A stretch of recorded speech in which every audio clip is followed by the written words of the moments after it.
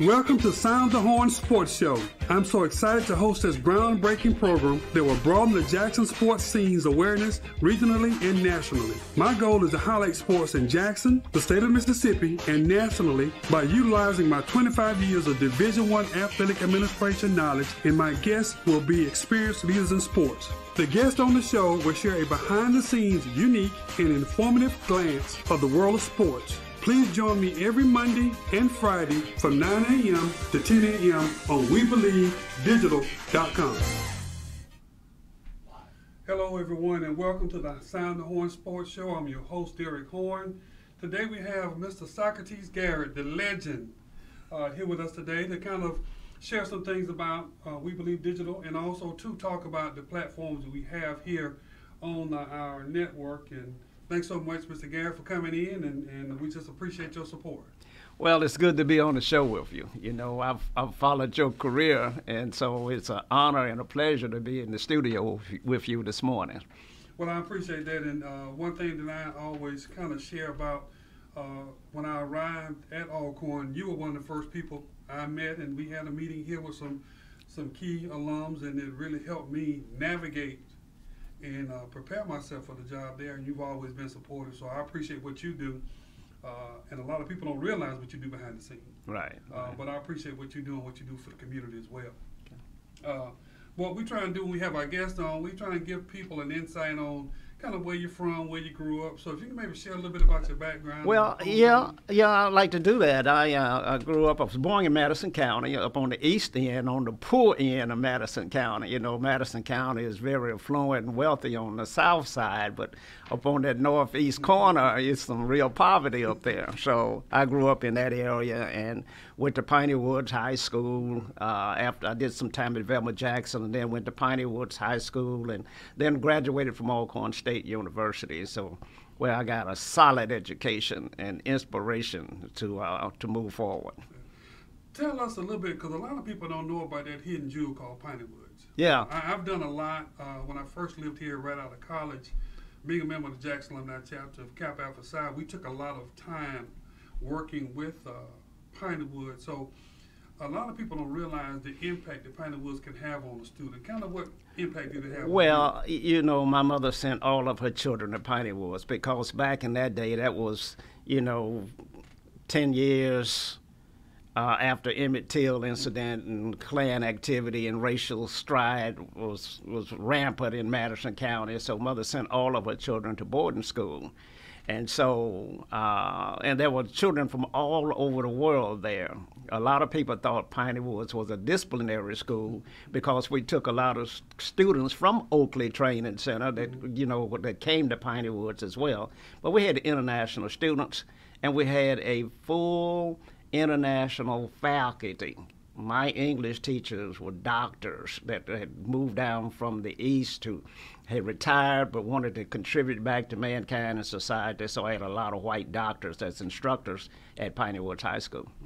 And I think that's why is when we have a chance to talk about Piney Woods, and I came from the state of Georgia, moved here, moved down to Jackson, and the first thing that you hear about with Piney Woods, that's where the kids that are challenged go. But once you go down there, it's almost like a college campus. It is. And it's self-contained. It is. It is. It's a great experience. It is. It is. 2,000 acres of land down there, and Lawrence Jones, the story of Lawrence Jones and how he migrated down here from Ohio and was able to do what he did during that time is the story that we need to revisit. I've had a chance to see the museum, but then also too, if those that are listening and watching want to Google Lawrence Jones and Piney Woods, you'll be amazed at what he did to impact so many people that have gone on to do a lot of great things. And I'm talking to one of them right now. Yeah, I had the privilege of being on campus with Lawrence Jones, so I actually got a chance to touch the man, and it's kind of like touching the hem, He was that influential and did so many wonderful things in this country. And I think what people need to realize, he was in an area too trying to educate young black people when that probably wasn't the fashionable thing to do in this state at that time either. Not at all, not at all. And in Rankin County, Yeah. you know, it's odd that mother sent her children from Madison County to try to get away from the racial issues and sent them into Rankin County, which later became, in my opinion, probably one of the worst places for young African American men to be. Yeah. Well, we talked a little about Piney Woods, Alcorn, and maybe just share a little bit about your, you know, Socrates Garrett Enterprise and the services that you offer. Well, we are a diversified company. The word enterprise has an S on the end, so it's enterprises. Okay, and so we do a lot of different things, but primarily we are a construction company.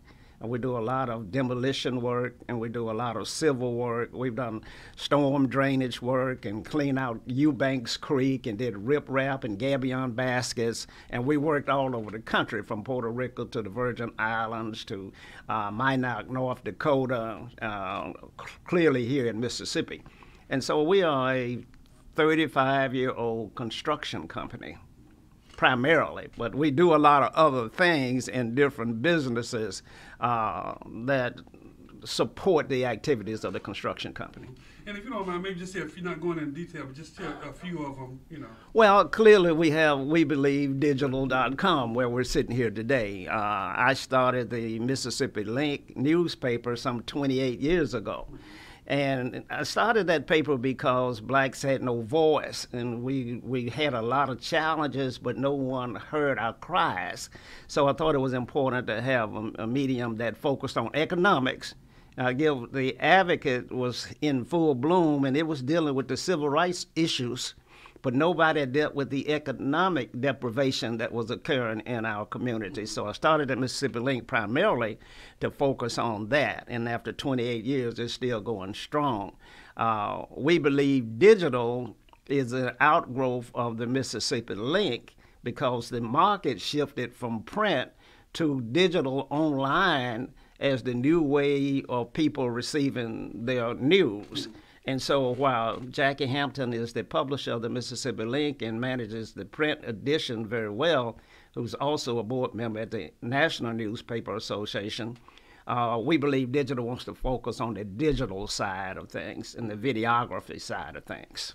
Well, I know you and I talked about the vision of this show, and if you would, maybe just kind of share, where you see the show, because there's also another sports show on your network. Yeah. And then how you want us to build the platform of We Believe Digital. Well, one of the things that I know for a fact is that God puts good people in your path at the right time. Now, it may not be at the time that you thought he should have put them there, but they are there at the right time. And so when you and I were talking about me and this platform, building this platform, and you said to me, well, I'd like to help you. And so it was indeed a godsend for us to have a person with your caliber, your background, having served as athletic director at Alcorn State University, know every sports figure in the whole country, to come and have a sports show on WeBelieveDigital.com. And we're broadcasting that out live on Facebook, on YouTube, on Roku TV, on our own platform. And you're going to take us place. I see you as our anchor guy. I mean, you're batting fourth in the cleanup spot. You're the guy that we're depending on to move We Believe Digital into mainstream media. I think when you and I talked about it, I think what's so important is to have a balanced approach. And having a balanced approach where people have a true understanding. And my desire will always be to uncover some of those things that people don't see. Because sports is a business. When you're an athletic director, you're a CEO of a corporation. In Division I, that budget can be from $3 million to $200 million. But at the end of the day, you're still a CEO. Mm-hmm. And it's more than football and basketball. It's a lot of other things that you do. So as we go through, and the guests that we bring in and will continue to bring in, not only will they talk about the collegiate side, they'll talk about the high school side, they're going to talk about the pro side, but then also, too, they're going to we got to talk about the impact of Title IX, women's sports, and things like that. So people can have a good understanding and make an informed decision as an alum or supporter, because so many times you're geared toward giving toward one sport, but you need to make sure that you give a holistic approach to everybody because it's needed. And if there's anything that the athletic directors stay up at night about, everybody wants to come to the football game, but nobody wants to come to the softball match. Right. You know, and you're trying to balance that. Right. Well, you mentioned about your time at Alcorn, and if I'm not mistaken, the Godfather might have been the football coach at that time. Oh, he was definitely there. Marino Castle and Jack's. I was there with Jack Spinks, yes. And you know the stadium is named after Spinks. And boy, was he a character! Well, he was a real delightful person to be around. If you were on his good side, if you were on his bad side, that was going to be a difficult day for you because the paddle was real live back in the days when I was in school, and those 250-pound linebackers would be getting paddled by Jack Spinks. But Marino Castle, the Godfather down there, he and Eddie Robinson, those are just legends, what they were able to do. And I don't want to forget Dansby and the work that he did. And so it was a great program down there. What are some of the things that you can remember maybe about just the atmosphere for a football game? HBCU football is different than any place else you go. You may have 100,000 fans in an Ohio Notre Dame game, but they don't know each other. Mm-hmm. In HBCU, you got 40,000 fans, and they all related. Yeah. And you got brothers and sisters on both sides of the field, and it's a real family affair. And it's an atmosphere of festivity that's unmatched. You know, who that was created and originated with Alcorn State University, not with the New Orleans Saints. Yep, I remember that. Okay, and the no-huddle offense was created at MVSU, not with the 49ers. Okay, and so, you know, a lot of things happen in HBCUs that couldn't have happened any place else in the world. Well, I tell you, when I was leaving Tallahassee, because I worked as AD at Florida A&M, and one of my church members came up and he said, "Well, Derek, you're going to a good place." And he said, "I'm going to tell you something. FAMU played Alcorn in the mid-'70s. He said, "It took a little while to get there." He said, "But when we got there, the atmosphere was festive. The people were so, welcoming." And that's one thing that I think HBCUs have that kind of camaraderie. It's almost like every weekend is a family reunion. Mm-hmm. Mm-hmm. You go to other places, it's an event, but you go to HBCUs, it's a family reunion. My mother and father went to Albany State, and they were both athletes there, so I was always going back. And it's like, you don't mark Christmas, just Christmas and Easter and all that. You mark homecoming. Right. Because it's truly an event. It's truly a homecoming. So, and I think those are some of the things, that the memories that sports, and I always try and tell people, sports is more than just an activity. It's an experience, and it's an experience that has shaped so many people. Right. I bet you I can ask you a quick, what is the most memorable game? We could talk about Alcorn, but what's the most memorable sporting event you've been to? Well, I would have to say, first of all, let me just say the word homecoming originated at HBCU, because that's what it was for us. Yeah. The most memorable moment for me in Alcorn sports was when the Alcorn State basketball team defeated Mississippi State at home at Mississippi State. Mm-hmm. And that, Mississippi State wouldn't play SWAC teams. Mm-hmm. And so when we got in the NCAA tournament and were able to defeat them at their home court up in Starkville, I just really thought that was the highlight of my career, because it showed the world that HBCU sports belonged and that we could compete with anybody. And we went on in that playoff and lost narrowly by 3 points to LSU in the second round. So that was a highlight for me. Well, working there and talking with Larry Smith, Mr. Mean. Oh, yeah. He talked about playing in Indiana when Bobby Knight was there. Mm-hmm. And I think they lost to them, maybe in NIT. Mm-hmm. But he said that players came to them to talk about how physical they were, how much, how talented they were, and how much of a game it was. Yeah. And I'm hoping as we can transition back to that with HBCU sports, have a balancing act, because what you're trying to do is get education. Mm-hmm. And you're trying to prepare yourself for the next 40 years of your life. Only 1% of the people that are in play college sports might be professionals. Mm-hmm. So 99% of them need to find a way to prepare for life. And working at the PWI and HBCUs, I can see the value, particularly for a young African-American male, because it's more of a nurturing environment. And just we hope that there can be that balancing act of having that opportunity for the HBCUs to, not, I don't want to say be relevant, but be vibrant, because they remain relevant. Oh, yeah, no, definitely.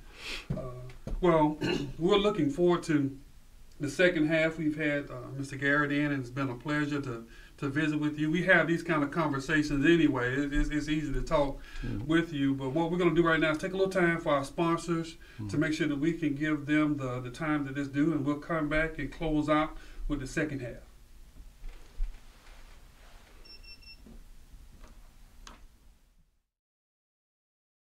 Do you have something to say? Do you want your voice heard? Join the WeBelieve.global lineup. Be the star of your own show. For more info, call 800-492-5186, option number 1, or visit online at WeBelieve.global.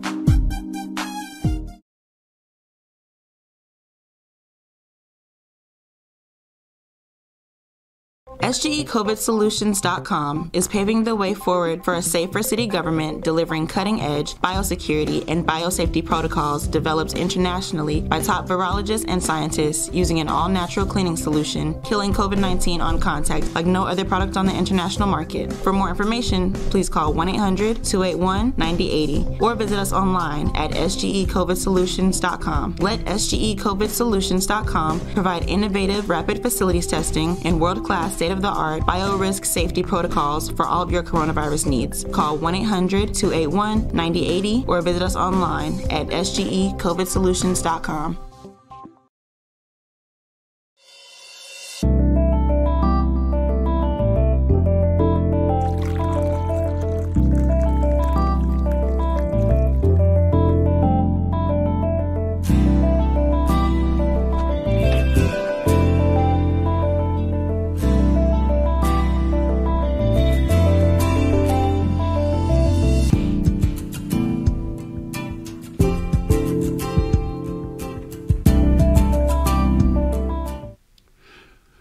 Welcome back to the second half of the Sound the Horne Sports Show. It was so great to have an opportunity to visit with Mr. Garrett.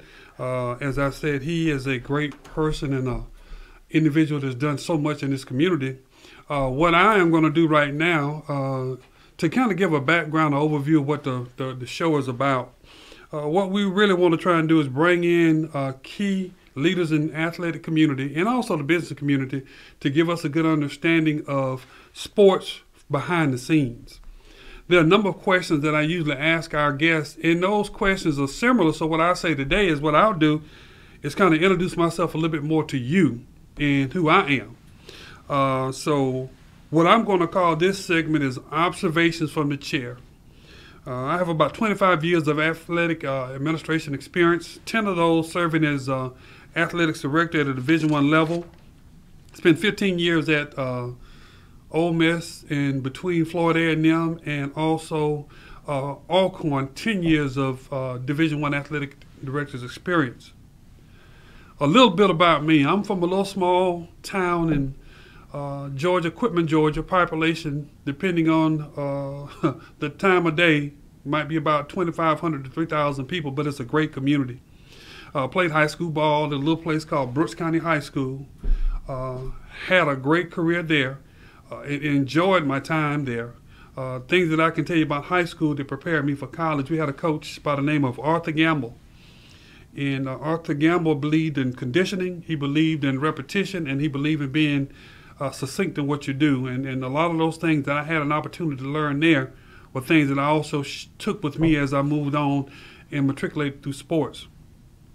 I often ask our guests what was the most memorable game that they've ever played in, or who was the most fierce person they've ever played against.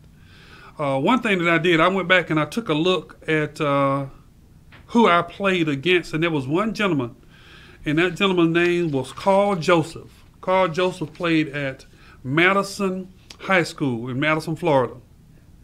Carl Joseph played with one leg. He played on one leg. Carl Joseph played football, played basketball, threw the discus and the shot put and track and high jump. I think about him a lot because when we sit back and we say these things that we can't do or challenging things, I think about a gentleman that had one leg but then had an opportunity to enjoy life and enjoy sports. One thing that I can vividly remember, I was playing quarterback and I looked down and, I never saw him play, was assuming that we were going to have an easy day. He beat my center up all day long. My center was in my lap every time we snapped the ball. That's how strong he was. But he was a great person and had a great, great, great personality and also a person of character. He's now in the Florida Sports Hall of Fame for what he's done as a student athlete and then what he's doing in the community. One thing that was very beneficial for me, having an opportunity to be highly recruited athlete out of the state of Georgia. I came out when Kenny Walker was a senior. A gentleman by the name of Donald Hartree that went to the University of Georgia. We had a pretty good class, but one thing that attracted me to the state of Mississippi was going to Ole Miss and looking at the size of the class as it relates to teacher to student ratio, location. And at that time, they just come off of a solid NIT run and won the SEC the year before. As an administrator, when we would recruit student athletes or prospects, I would always tell them, you go to a place where you feel that you can enjoy life away from sports. So many times student athletes choose programs for everything but what their social life will be. And for me, I had a great time with that experience that I had, and also too had an opportunity to see a number of awesome things, and it has prepared me to do the things that I'm doing now. When I think about and I ask the question, who are some of the toughest people that you've played against collegiately? Well, some of the people that I could think about were Charles Barkley, Sam Perkins, Melvin Turpin, Dale Ellis, Jeff Malone at Mississippi State. You have Vernon Maxwell, Chuck Persons, Kenny Walker, Buck Johnson. And I think that time was really, the SEC was a more forward 6'6" to 6'9" league. And I don't want to leave out Derek McKee from Meridian either. Derek was a solid player. The toughest person that I ever probably had to defend, because that was my role. I tell people I was a Dennis Rodman before it was fashionable. I had to guard the toughest player on the opposing team. Probably was Vernon Maxwell, because he could run for 40 minutes and he played so hard, and you could tell that propelled him on into his professional career. But I look back now, and what did I take from that collegiate experience that led me into my administration? It's just commitment, dedication, have to outwork the next person, being focused, humility. I think all those are key when you take a look at how you want to serve as a leader. As I take a look at the current challenges in collegiate athletics, during my tenure, or the latter part of my tenure at Alcorn, we had to deal with the pandemic. And I don't think people really could see the impact that it made on collegiate sports. At that time, we had one program that was in Alabama getting ready to compete and one that just got off the bus. We had to get them to turn them around to get them to come back to campus. And then not only were we dealing with campus and university policies, SWAC policies, but you also had to deal with the NCAA and the CDC.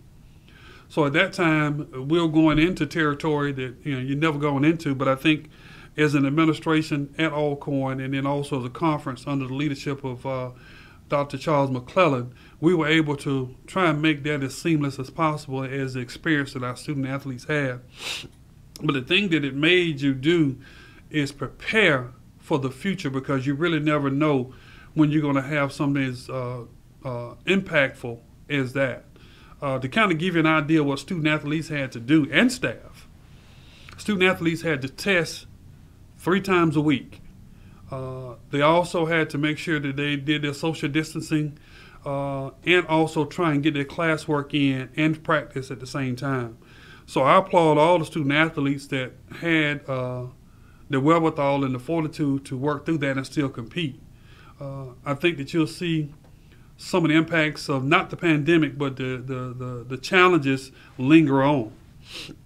And the reason I say that, when you take a look at the pandemic, and then as we transition into discussing budgets, budgets are so unique because you might have a Division I program that has $2 million to $3 million budget, and then you might have a program that has $200 million, but you still have to try and operate to give those student athletes the best experience they can have.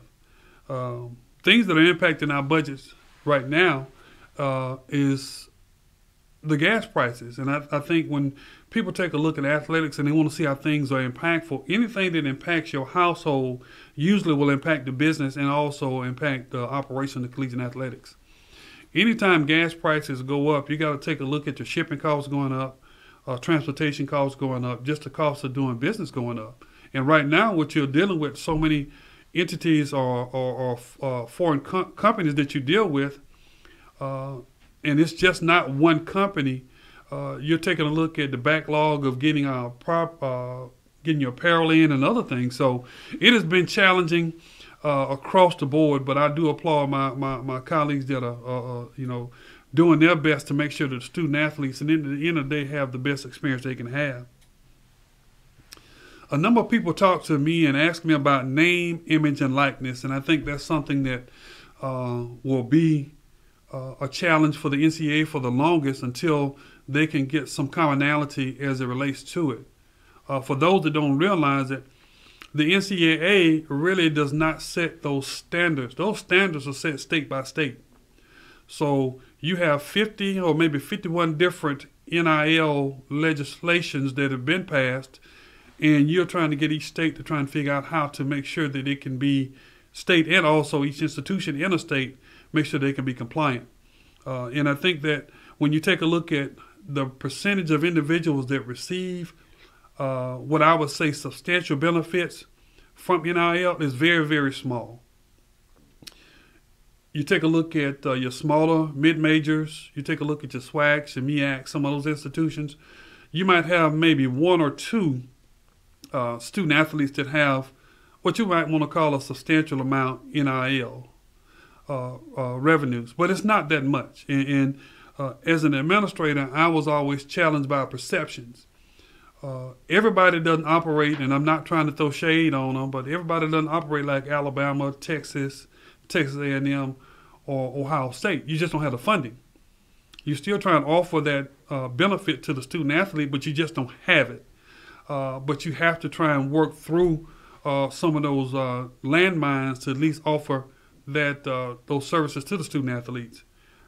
Personally, I think legislation is made only or taking into consideration about 5% of all of the NCAA schools, and then the other 95% have to try and find a way to navigate and operate, and not only name, image, and likeness, but also cost of attendance, where you can pay a student athlete up and above what is being paid on a scholarship to not exceed what it costs as a cost of attendance to go to school at that institution.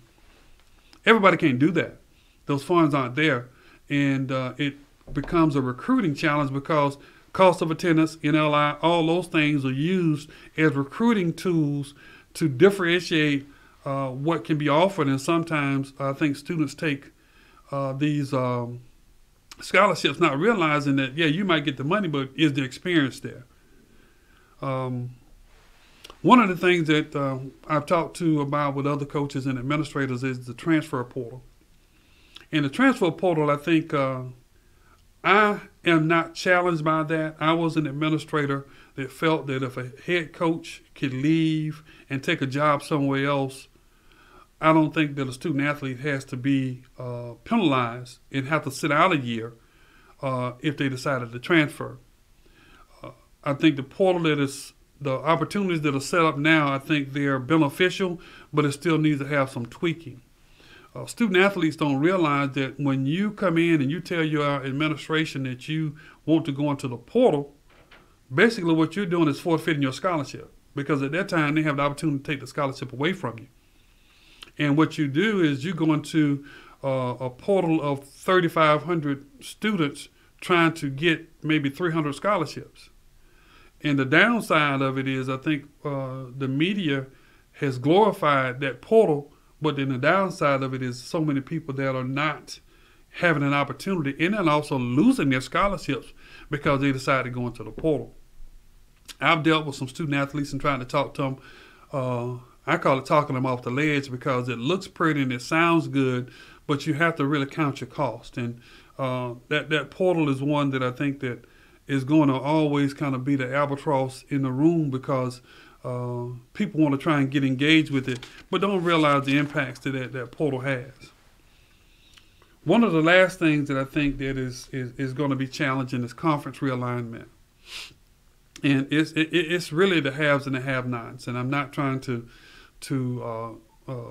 throw a negative light on it, but the conference realignment benefits those that have an opportunity to generate more revenue. But then when you leave or you move, and I was talking to a bowl administrator yesterday, you also lose your fan base. And when you lose your fan base, you lose your revenue opportunities. And when you lose your revenue opportunities, that's impactful. So when you take a look at Texas and Oklahoma coming to the SEC, that's going to be a windfall for them. But if you take a look at some of the other conferences like the Southland Conference, Lamar was going to leave and go to the WAC, but now Lamar is coming back to the Southland because they see that financial windfall was not there. So I think that you'll still see a few more conference realignments, and it'll slow down. But a lot of those are business decisions sometimes that are not well thought out. That's my thought personally. But I do feel that at the end of the day, when the dust settles, hopefully that we'll still keep in mind what's best, and that's what's best for the student athlete. It's been great and continues to be a great opportunity to bring our guests in. We're going to bring folks in from not only college, but the college football playoff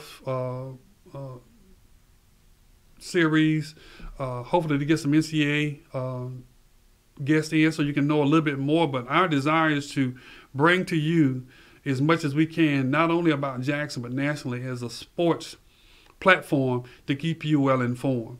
And I do appreciate that we have the loyal visitors that are there, listeners, and like this show, you can find us on Roku and also We Believe Digital platform. And today has been a great day for us. And what I'd love for you to do is go out and make a great day and have a great weekend.